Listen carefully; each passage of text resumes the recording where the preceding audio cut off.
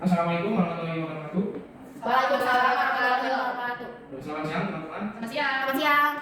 Pertama-tama mari kita panjatkan puji syukur kepada Allah Subhanahu wa taala karena atas berkat rahmat-Nya kita dapat berkumpul dalam acara presentasi hari ini. Terima kasih kepada Bapak Dr. Ali Farhan Saiman STM selaku dosen pengampu mata kuliah pengembangan sistem informasi kesehatan. Ini memperkenalkan diri kami dari Bapak. Saya Firdan Syah selaku moderator.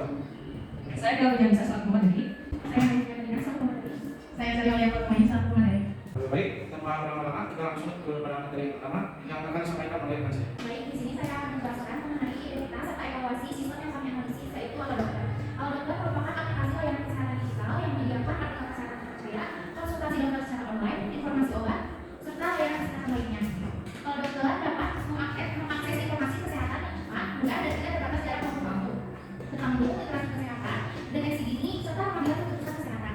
Kelompok 2 menganalisis fitur yang pertama cek dokter, yang kedua cari dokter atau spesialis, lalu yang ketiga login. Selanjutnya hasil evaluasi statistik yang telah kita analisis, yaitu yang pertama visibility of system status.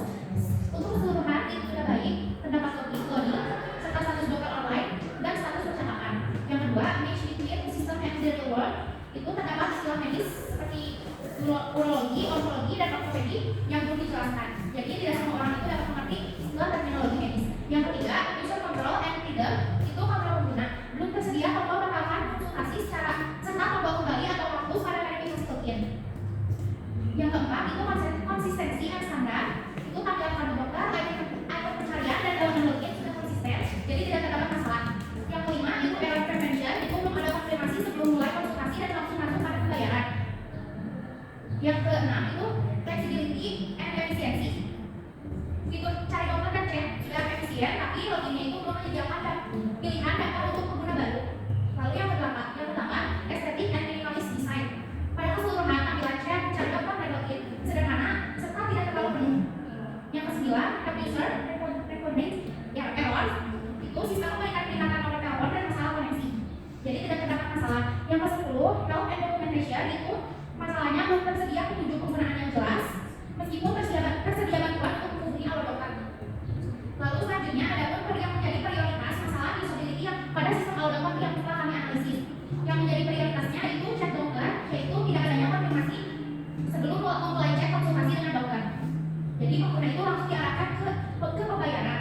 Yang lalu beresiko salah pilih dokter dan melakukan pembayaran yang tidak diinginkan. Lalu prioritas selanjutnya yaitu istilah medis pada fitur cari dokter dan tidak memiliki penjelasan. Yang kedua tidak ada tombol tentang konsultasi. Yang ketiga tidak ada tombol hapus atau bersihkan dan kembali pada login. Yang keempat tidak ada pilihan data bagi pengguna baru. Dan yang terakhir itu tidak tersedia petunjuk penggunaan sistem. Saya akan menunjukkan hasil revisi masalah prioritas ini, hasil kelompok kami. Seperti ini, setelah tekan yang mulai cek itu ada konfirmasi mulai konsultasi, pengguna tinggal menekan lanjut untuk melanjutkan cek dan menekan kembali untuk kembali ke beranda. Saya kembali lagi ke beranda. Materi selanjutnya akan disampaikan oleh Mas. Untuk solusi desain yang diusulkan, yang pertama konfirmasi sebelum pembayaran, menambahkan pokok mulai konsultasi, serta menampilkan nama dokter dan biaya konsultasi, lalu menambahkan tombol batal dan lanjutkan pembayaran, serta memperbaiki prinsip error prevention. Yang kedua, menambahkan tombol batalkan konsultasi, lalu menampilkan konfirmasi pembatalan, memberikan informasi mengenai ketentuan pembatalan atau pengembalian dana, serta memperbaiki prinsip user control and freedom. Yang ketiga, menambahkan pilihan daftar pengguna baru yang belum mempunyai akun, menambahkan fitur daftar pada halaman login, serta mengarahkan pengguna untuk melalui pendaftaran, lalu membuat proses login agar lebih efektif dan efisien. Selanjutnya, high fidelity and proteksi. High fidelity design, hasil revisi desain dibuat dalam bentuk high fidelity Figma. Desain yang mencakup yaitu fitur daftar pengguna baru, pokok konfirmasi konsultasi atau pembayaran, tampilan setelah reservasi, serta fitur pembatalan konsultasi. Untuk hasil revisinya, pencarian dokter tetap jalan lancar. Yang kedua, pokok konfirmasi dipertahankan karena efektif mencegah kesalahan, serta perlu perbaikan material tombol agar tidak membingungkan. Untuk referensi pembelajarannya, untuk tantangannya, gambar atau ikon pada Figma terkadang hilang saat prototype. Jadi solusinya menghapus dan menambahkan kembali elemen yang bermasalah. Pembelajarannya, evaluasi statistik penting untuk menemukan masalah usability seperti navigasi yang kurang jelas, inkonsistensi, dan elemen yang tidak berfungsi agar aplikasi lebih efektif, efisien, dan mudah digunakan. Untuk materi selanjutnya, studi kasus SIM RS dan SIMPUS. SIM RS digunakan untuk pendaftaran medis, laboratorium, radiologi, farmasi, breeding, dan pelaporan. Data pasien dapat diintegrasikan dengan sistem sehat melalui mapping verifikasi, melalui KPI dan standar interoperabilitas. Untuk tantangan SIM RS, yaitu setiap fasilitas kesehatan SDM-nya belum merata, infrastruktur, jaringan, integrasi antar lembaga, SOP, dan evaluasi. Untuk rekomendasi perbaikannya, yaitu melakukan pelatihan rutin kepada SDM di fasilitas kesehatan, meningkatkan infrastruktur, mengoptimalisasikan interoperabilitas, dan membuat SOP yang jelas. Untuk keamanannya, hak akses rahasia pasien, pengaturan regulasi, dan keamanan sistem. Yang kedua adalah SIMPUS. SIMPUS mendukung pendaftaran, pemeriksaan, rekam medis, farmasi, dan pelaporan. Untuk alurnya, yang pertama pendaftaran, lalu pelayanan, lalu pencatatan, verifikasi atau validasi, integrasi suatu usaha melalui KPI, dan bayar. Untuk tantangannya, kesalahan pada diagnosis medis dulu, gangguan jaringan atau gangguan server, data pasien diarahkan dan data batasan sistem. Untuk rekomendasi perbaikannya, yaitu melakukan pelatihan, validasi data, jaringan serangan, backup, dan evaluasi sistem. Untuk keamanannya, setiap petugas sebaiknya memiliki akun dan hak akses masing-masing sesuai dengan tugas untuk menjaga pemeriksaan, keamanan, dan akuntabilitas data pasien. Untuk materi selanjutnya, akan disampaikan oleh rekan saya. Baik, selanjutnya dari SIKA atau Sistem Informasi Kesehatan Komunitas MHOL dan Big Data Kesehatan. Yang pertama itu ada di HIS dulu, yaitu MHOL, yaitu dari HIS digunakan untuk integrasi dan pengolahan data kesehatan. Itu tuh sudah internasional HIS itu. Lalu fitur utama mungkin yang sudah kami explore itu ada dashboard, data entry, dan data visualizer. Lalu setelah kami explore dapat HIS ini dapat mendukung pencatatan kesehatan komunitas seperti posyandu, meskipun dalam HIS ini belum secara spesifik menyebutkan bagaimana fitur khusus untuk posyandu. Lalu untuk membantu pemantauan indikator, tren kesehatan, surveillance, dan juga pengambilan keputusan bagi tenaga kesehatan. Lalu terdapat tantangan dalam HIS itu dan ini yaitu kualitas sistemnya. Lalu ada SDM yang belum memadai dan belum mengerti fitur-fitur yang ada di HIS ini. Lalu ada dukungan organisasi dan juga kebutuhan pelatihan. Lalu big data kesehatan itu terdapat 5 volume. Yang pertama itu ada volume yaitu data kesehatan dalam jumlah besar termasuk RME dan juga data klinis. Lalu ada velocity, data terus bertambah dan dapat diperbarui secara real time. Lalu ada validity yaitu data terstruktur hingga tidak terstruktur seperti citra medis dan juga catatan dan dokter.